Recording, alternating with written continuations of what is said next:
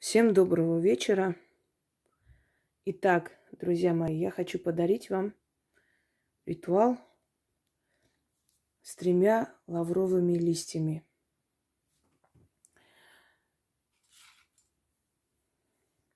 Этот ритуал древнегреческий. Я нашла этот ритуал на первом курсе, когда была еще студенткой. Мы изучали традиции, обычаи, песнопения, подношения к древним богам. И я, копаясь в архивах, тогда, к сожалению, невозможно было отксерить или сфотографировать. Еще только выходили телефоны, не у всех они были, скажем так. И не все телефоны, по-моему, тогда вообще телефоны не были оснащены этими камерами. И я переписала. Криво-косо, как могла. Это было на греческом языке. То есть приводилось рассказ о том, как женщины в Древней Греции, в Афинах, очень любили делать определенные ритуалы, связанные с лавровым листом связанные. И там рассказывается, почему. Потому что лавр считался священным деревом, и листья этого дерева исполняли желания, их нужно было сжечь, дать в жертву богам и прочее. И вот следующий интересный ритуал, что нужно было под подушку положить 3 лавровых листа, а на утро нужно было сжечь с определенными словами. И приводится печатным текстом на греческом языке. Естественно, я переписала это все. Через некоторое время у меня была знакомая, она была не гречанка по национальности, немного понимала греческий, потому что когда-то там жила в детстве. Но она примерно мне объяснила значение этих слов, смысл заговора. И, собственно говоря, русскими буквами написала этот заговор.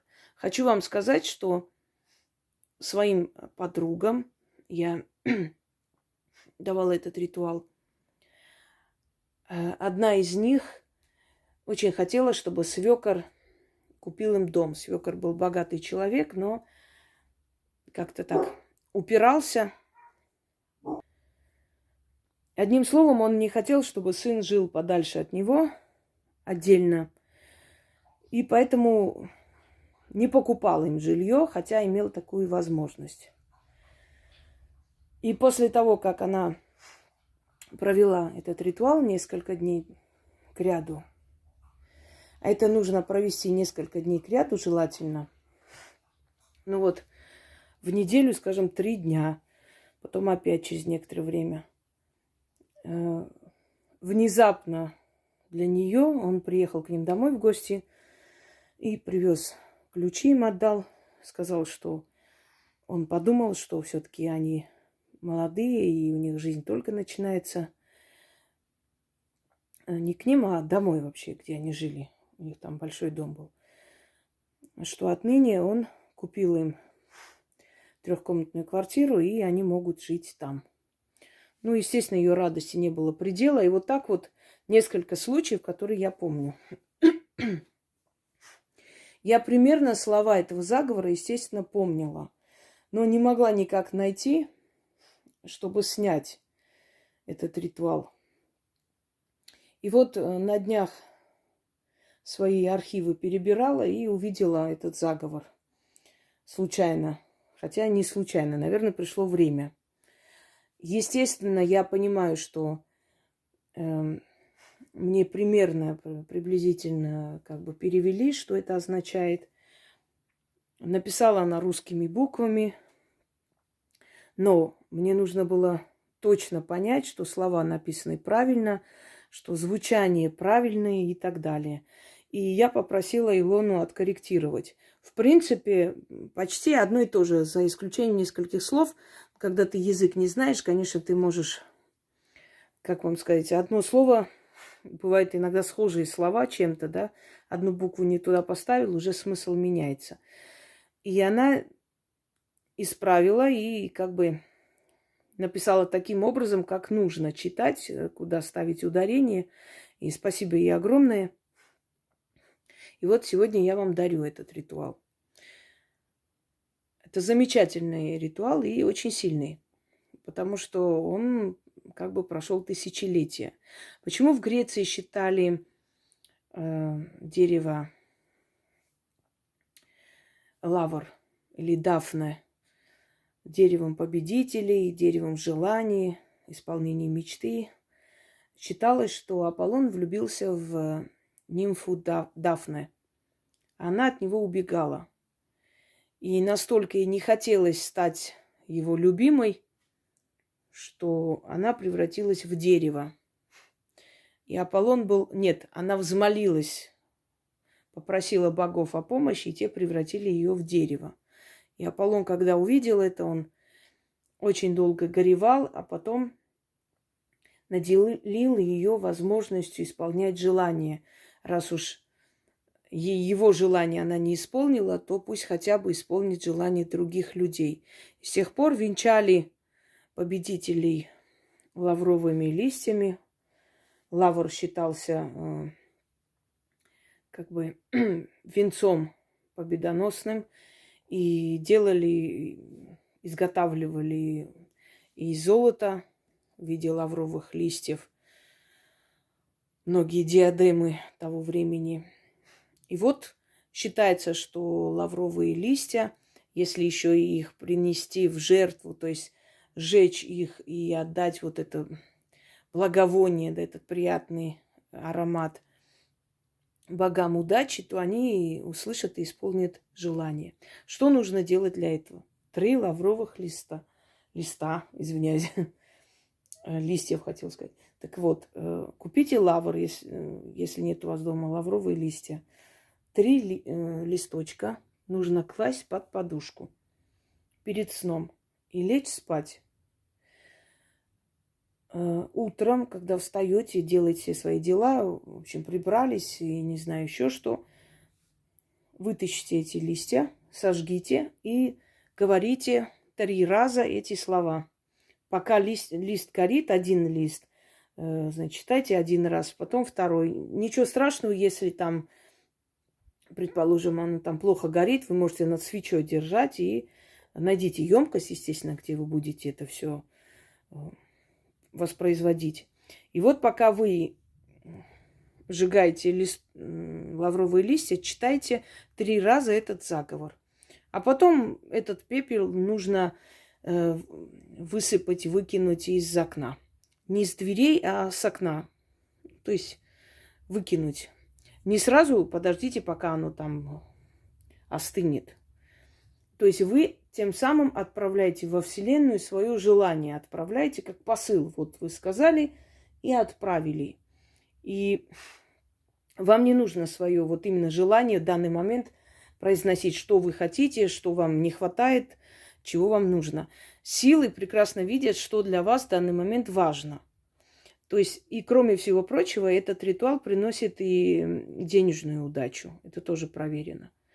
Начинаются, ну, если у вас там, вы занимаетесь, скажем, работаете на себя, начинают сыпаться заказы, начинаются звонки, начинают просить ваших услуг, если вы там какие-то услуги оказываете, не знаю, может, вы что там привозите, отвозите и так далее. Если дома делает 1 человек, в любом случае вот это денежное благополучие приходит в дом для всех. Желательно, чтобы вы делали часто, читали, начитывали, хотя бы вот несложные ритуалы, работы проводили, связанные с денежными заговорами, ритуалами. Вы тем самым усиливаете свою связь с силами удачи, понимаете?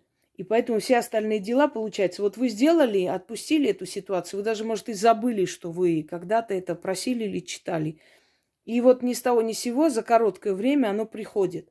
Потом начинаешь вспоминать, действительно, я же тогда как бы это начитывала, я же вот что-то там проводила, видимо, вот получилось. Так и есть, собственно говоря. Итак, хочу попросить, чтобы все хором не кричали, а вот мне тоже вот, это, как его, текст, а где текст найти, а что делать? Потерпите, подождите. Внизу Яна на днях выставит текст. Это раз. Или записывайте с моих слов. Это два. И третье. Я устала объяснять под роликами, а где тексты, а куда пропали, а где найти. Нам пришлось когда-то закрыть канал и вновь открыть где-то полгода назад. Когда закрываешь канал и снова открываешь, все тексты, которые были выложены, да, мы сами выкладывали, там, закрепляли, они исчезают. Был у нас канал «Гостиная Ведьмина изба», первый канал. Его слили, этот канал. Вот в одно время, если помните, на все каналы были нападения. Этот канал слили, оттуда тоже тексты вставлялись под роликами. Тексты исчезли. Вот новые работы мы выставляем, но невозможно 4000 текстов снова выставить на этом канале. Понимаете, это физически нереально. Поэтому вы, когда видите ритуал, набираете название этого ритуала в Гугле, рядом пишите текст. Выходит сайт, на сайте есть текст. И впредь для дочерних каналов тексты и лекции не выставляйте, пожалуйста. Дайте ссылку на сайт. Текст можете найти по ссылке. Ссылку дали, человек нажал, зашел на сайт и увидел.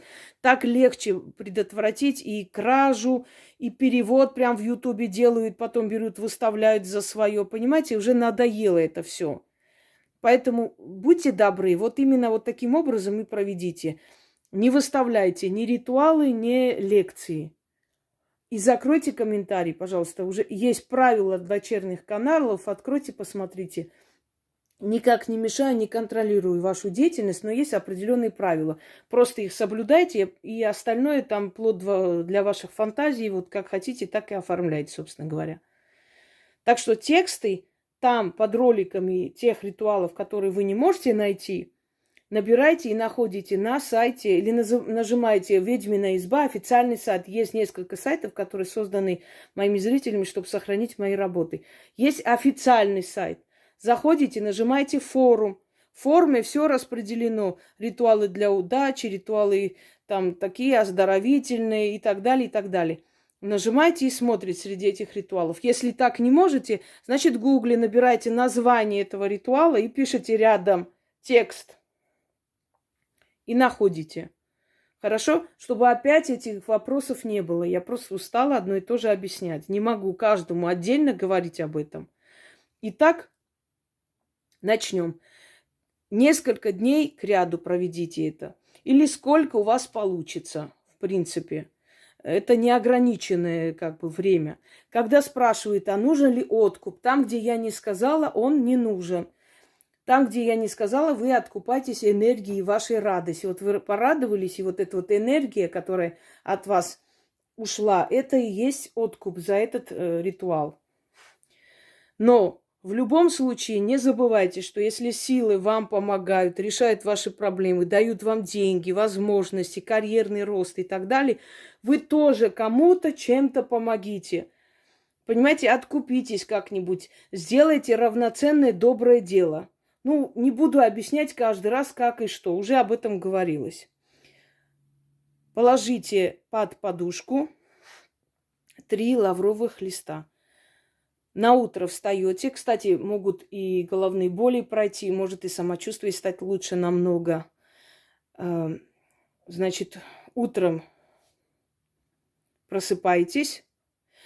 Извиняюсь, я уточню сейчас. Кладете 3 лавровых листа под подушку, сбилась, видите? И начитываете сверху 3 раза этот заговор. Утром просыпайтесь, эти листья забирайте, зажигайте и снова 3 раза начитывайте этот заговор. Все, уточняю. Так, на всякий случай. немного как-то так отвлеклась. И так столько раз, сколько раз вы хотите. Хотите, каждый день делаете там в течение недели, а потом отдохните некоторое время, так оставьте этот ритуал. Потом снова положите под подушку 3 лавровых листа. Сверху начитайте 3 раза, ложитесь спать. Он улучшает сон, улучшает и убирает головные боли, оздоравливает душевное состояние человека. А на утро это, опять же, читая, уже сжигать эти листья. И пепел пускайте в окно, выкидывайте в окно. Там столько-то прям не будет пепла, аж прям, знаете, в дверь нельзя. В дверь вы свою удачу выгоняете. В окно вы отправляете некий посыл, сигнал во Вселенную, чтобы эта удача приумножалась. Надеюсь, поняли. Итак, начнем. Я заранее записала, чтобы как бы не ошибаться, поэтому на иностранном языке я иногда записываю заранее. Ну, это нормально, в этом ничего такого нет.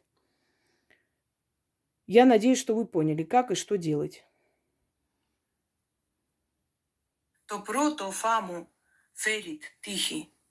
Το δεύτερο φάμου δώσει χρήματα. Και το τρίτο φάμου δώσει μία πλούσια ζωή. Η τύχη μου άνοιξε τις πορτές της τύχης.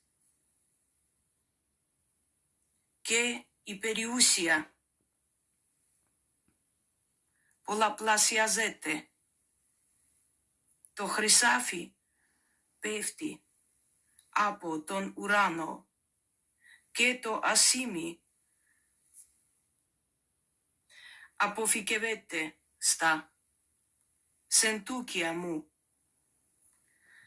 Τα κερμάτα μου είναι αμετρήτα και ο πλούτος μου όσο τα αστέρια στον ουρανό. Η τύχη μου έδωσε τύχη. Η τύχη μου έδωσε τύχη. Η τύχη μου έδωσε τύχη. Ας είναι έτσι και έτσι θα είναι. Еще раз. Το πρώτο φάμου φέρει τύχη. Το δεύτερο φάμου δώσει χρήματα. Και το τρίτο φάμου δώσει μία πλούσια ζωή. Η τύχη μου άνοιξε τις πορτές της τύχης. Και η περιουσία πολλαπλασιάζεται. Το χρυσάφι πέφτει από τον ουρανό και το ασίμι αποθηκεύεται στα σεντούκια μου. Τα κερμάτα μου είναι αμετρήτα και ο πλούτος μου όσο τα αστέρια στον ουρανό. Η τύχη μου έδωσε τύχη. Η τύχη μου έδωσε τύχη. Η τύχη μου έδωσε τύχη. Ας είναι έτσι και έτσι θα είναι. Το πρώτο φάμου φέρει τύχη. Το δεύτερο φάμου δώσει χρήματα. Και το τρίτο φάμου δώσει μία πλούσια ζωή. Η τύχη μου άνοιξε τις πορτές της τύχης. Και η περιουσία πολλαπλασιάζεται. Το χρυσάφι πέφτει από τον ουρανό και το ασίμι αποθηκεύεται στα σεντούκια μου. Τα κερμάτα μου είναι αμετρήτα και ο πλούτος μου όσο τα αστέρια στον ουρανό. Η τύχη μου έδωσε τύχη. Η τύχη μου έδωσε τύχη. Η τύχη μου έδωσε τύχη. Ας είναι έτσι. Και έτσι θα είναι. Вот проведите как следует. И результат не заставит себя ждать. И вновь наша любимая фортуна придет к вам на помощь. Если помните, греки называют ее тихе. Удача или счастливый случай. Всем удачи. И много счастливых случаев.